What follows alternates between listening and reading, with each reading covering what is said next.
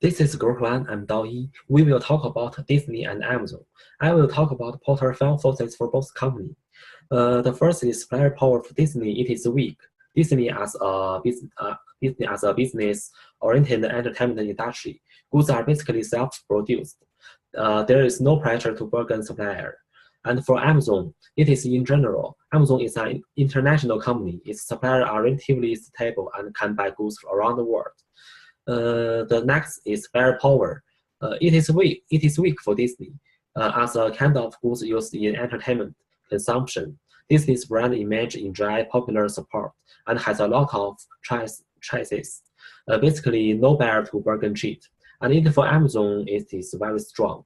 With the development of e-commerce, consumers can choose to purchase and shop, and shopping sales increased. Third one is trade of substitution. It is weak for Disney. They just need to pay attention to like some natural park. And for Amazon, it is in general. E-commerce alternatives are the traditional physical sales industry and the C2C network with retail line. The online payment appear make the alternative trade of traditional transactions become smaller.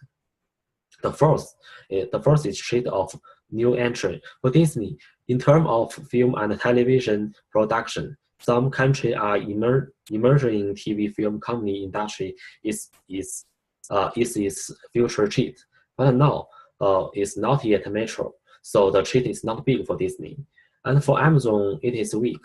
E-commerce industry needs a strong information technology to do support, so the industry's threshold is higher. The last one is competitive rivalry. It is strong for both companies. For Disney, there are Warner Brothers and MGM.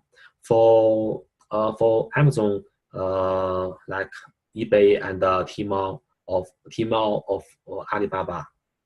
Hi, my name is Madison Clarkson, and I'll be talking about the segmented revenue between Amazon and Disney of the years 2012 to 2016.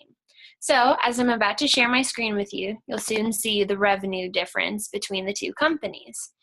And Amazon is divided into three different sections. It's between North America, International, and the Amazon Web Services. As you can see, in 2012 and 2013, we don't have any numbers calculated. This is because Amazon in 2012 and 13, it was only divided between North America and International. However, in 2014, they then added their web services. So that is all the numbers that we have calculated for you between the three different sections. As you can see, the revenue between Amazon from 2014 on has increased dramatically each year. It increases about $20 billion each year. That just shows that Amazon's name is really getting out there to everybody and just shows that they have such great quality of service and products and overall awesome customer satisfaction. Now, as for Disney, they're divided into four different sections. They have their media networks, the parks and resorts, studio entertainment, and the consumer products and interactive media. Now, even though Disney doesn't have such dramatic jumps and increase like Amazon does, you can see that they're still increasing each year around $3 billion, and Disney is very consistent all the time. As you can see, their percentages, it's always around the same number, except for in studio entertainment, you see that in 2015, they were at 14%. And then in 2016, they're then at 17%. Now, 3% in 1 year is a large jump, especially for Disney with how constant they are. We can assume that this big jump within the studio entertainment is because of their 2016 release of Mona, which is a popular hit with the younger generation and even some of the older generation as well. We can also assume that in 2017, it's probably going to be a larger jump because they had just released their live version of Beauty and the Beast, which is already the #1 bestseller in the box office. Hi, my name is Chris Soulsby. Amazon and Disney are both companies that have varying ways of revenue. For their revenue recognition, Amazon, for their product, sales, and services, they must have persuasive evidence that an arrangement does exist with their vendors. They must know that delivery has occurred, that a service has been provided, a selling price is fixed or determinable, and that collectability is reasonably assured. For their digital device sales, which includes their Kindles and their tablets and the like, it is generally just upon delivery that they recognize their revenue. For their software updates, they are actually deferred on a straight line basis that is over the software's lifespan.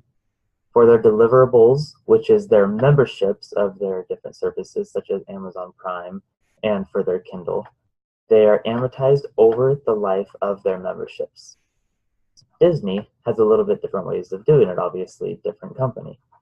For their theme park tickets, it is just when those tickets are actually used. For home entertainment and video games, it's on the later of the delivery date or the date the product can be sold by the retailers. For the licensing that they offer, it is just when that content is available for use by the licensee, essentially right when it's ready. For their royalties, it's at the end of the contract that they have with those companies. And for any of their mobile and online operations, it is when that service is actually completed. For inventory valuation, Amazon does use FIFO. Now, due to the oldest items, which are the least expensive, leaving the company first, the company will report a higher gross margin.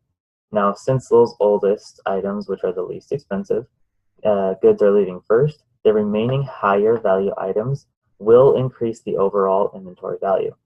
As inflation increases, they can adjust their prices to match, which sometimes is a downside because that does pass on to their customers. Now, during deflationary periods, the oldest items become the most expensive, and it thus results in a lower gross margin. Now, also due to the oldest items being the most expensive, as I stated, and having those leave first, the overall inventory will now be lower. Now, Disney uses a moving average cost, and they have a very interesting assortment of inventory, which includes timeshare units, merchandise, materials, and other supplies. Now, because they use this average moving cost, it does simplify it for the bookkeepers, since they have many different types of inventory. Now, I spoke about FIFO for Amazon. Now, Disney always seeks to kind of smooth out everything. They want to keep their rises and falls much smoother, which is a result of using the average moving cost. So during inflationary periods, their average unit costs are higher and their net income is lower. Now, it's vice versa for deflationary times. The rises and falls are more smoothed out. And perhaps they do this because they're seeking to appear as a more stable company to invest in. Steve will take us now deeper into a look at how these companies' financial data fare out between each other. Hi everyone, my name is Steve. I'm going to be going over some of the key ratios that we picked to help you see some of the difference between Amazon and then Disney, get you some more insight in what some of the pros and cons for each of the companies are. To start out, we'll be looking at the accounts receivable turnover. Quick and easy, this one is showing that Amazon is much more effective at collecting their credit sales. This means they're getting the money that is owed to them a lot faster, a lot more effective. It shows management is really on top of it, making sure they get the money that's owed to them. Debt to equity ratio is really important. Company can use debt to grow quicker, which is good. I, as an investor, want to make sure my company that I'm investing in is growing. However, maybe I don't want them to take on too much debt. This ratio shows how much debt they have in comparison to equity in the company. Last 2 years, Amazon has gone down significantly while Disney has steadily been going up. Right now, they're sitting right about the same in where they are with Disney, who's going to be going a little higher if they're following the same trend. Next one is the operating return on assets. Now, operating return in comparison to just the return on assets, this uses operating income instead of net income. That's going to reduce some of the noise. Following trends, Disney is more profitable. This helps us see the overall profitability of each of the companies. Now we can see Amazon had a huge break, and now Disney has a huge break. As far as in the middle goes, really averages, Disney has had the higher average, and they currently have the better trend as far as overall profitability goes. The next one that we decided to go with is the earnings per share, or the EPS. Now this is showing the performance on a per share basis. So me, if I've got stock in a company, this is showing how much I made per share that I own. If I'm with Disney, I've made more every single year. If I'm with Amazon, I'm looking the last 3 years and saying, here we go, I'm making a lot of money and it's growing. It's going to be worth a lot more following this trend, assuming it does follow the current trend. The last one that we decided to go with is the price per earning ratio. You can see it's kind of all over the place with Amazon. We'll focus on the last 3 years because as far as their financial statements go, that's when they started recording AWS or Amazon Web Services. Now in the last 3 years, as far as averages go, Amazon does have the higher average for their price per earnings ratio, the PE ratio, which means on average it is riskier to invest with Amazon. So up to me as an investor to decide how much risk am I willing to take. It's quite a bit higher than Disney, however, it's got a lot higher reward with as high as those jumps have been. If I'm looking at Disney, I can see, hey, they've been very, very steady. Their price per earnings ratio is steady, and there's not a lot of risk. Maybe that's something that you're going to be more comfortable with. Now, all of these have helped us to see what management is really focusing on and what could be important for you. And hopefully, looking at each of these, you've decided which company you'd be most interested in and which one is the best fit for, I guess, your style of investing. Okay, I am covering the stock price analysis of Amazon and Disney at a comparative level. First, we're going to go ahead and just remind you, beta for Amazon is 1.43 and the beta for Disney is 1.2. So both companies bear more risk than the market at 1%. Operating margin in 2012, when we start our analysis for Amazon, is 1.1%. For Disney, it looks like that was at 21%, which was really good. Operating margin in 2016 for Amazon was 3.1%. For Disney, that went up to 26%. Another number that we're really interested in is the earnings per share. Interestingly, for Amazon, it was at negative 13%, and the earnings per share for Disney was at 18%. Considering that company's been in business for a really long time, that's great. Okay, so talking about the stock price trend, if you can notice the bottom orange line, that is for Disney. You can see that it's been consistent over the years. Amazon is fairly it's a new company, so it fluctuates a lot more. It tells us that it's super volatile. For stock variation for Disney, we're going to move that to that next. Looks like our lowest closing was at $37.94 and our highest closing was at $120.72. So there's not a variation. There's only a variation. And then the Disney dividend yields was at 1.39%. Payout ratio was about 26.1%. Again, that was the EPS. So 1 year return is considerably higher than the market analysis expectations. Stock variation for Amazon. Our lowest closing was $172. Our highest closing jumps all the way to $923. That's a big variation. So that just tells us that Amazon is more volatile than both of the stock options together. I'm going to talk about executive compensation of Amazon and Disney.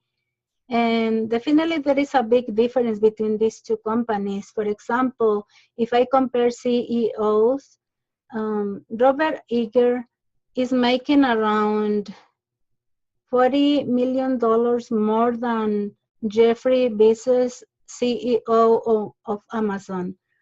In Amazon, this CEO is making around $1.68 million every year. And every year is the same because he decided that way. He's been nice with this company. He wanted the other money better be distributed to the other executives. He only wants to be paid like this because he just wants to cover its securities.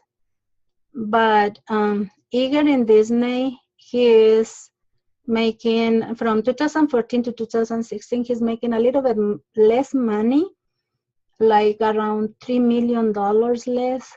And that's because Disney is always paying its executives. It depends on how well the company performs.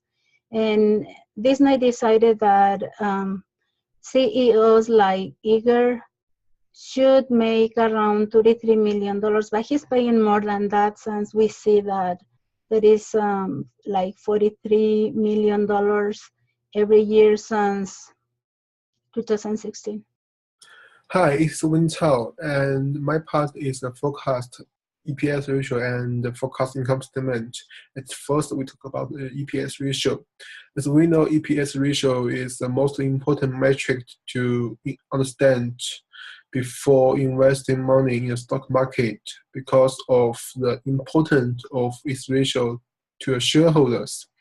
And when I estimate the EPS ratio, there are some factors that I need to consider, like the additional results, stock report, financial ratio, and profitability ratio. And EPS ratio is found by taking net income dividend by the share of the common stock outstanding. And in my data table, we can easily to see the growth speed of Amazon is faster in Disney. And compared with 2018 to 2017 of Amazon is increased like a double times. And at the same time of Disney, it's just increased 1 point. So just about the EPS ratio, I will recommend to invest in the Disney because the EPS ratio is lower than Amazon. That means we can use investment to win the same amount of money in return.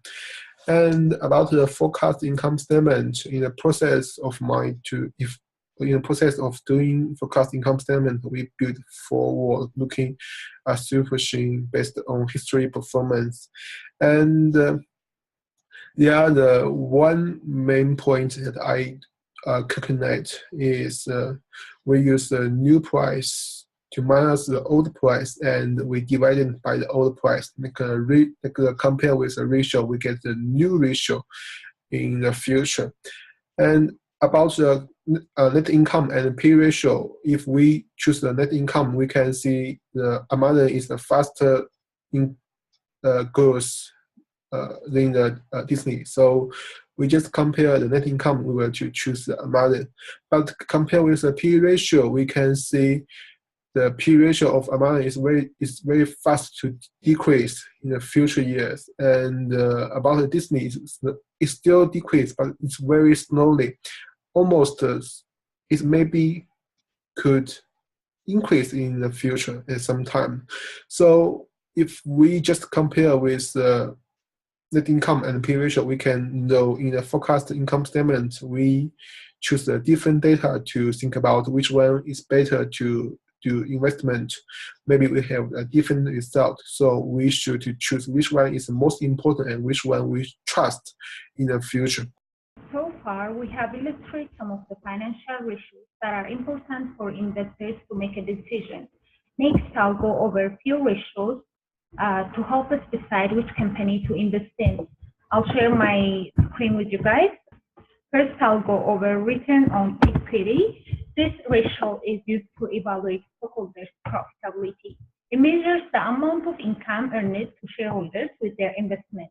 When we look at the chart, Amazon had a negative return on equity during 2012 and 2014, even though it picked up in 2016.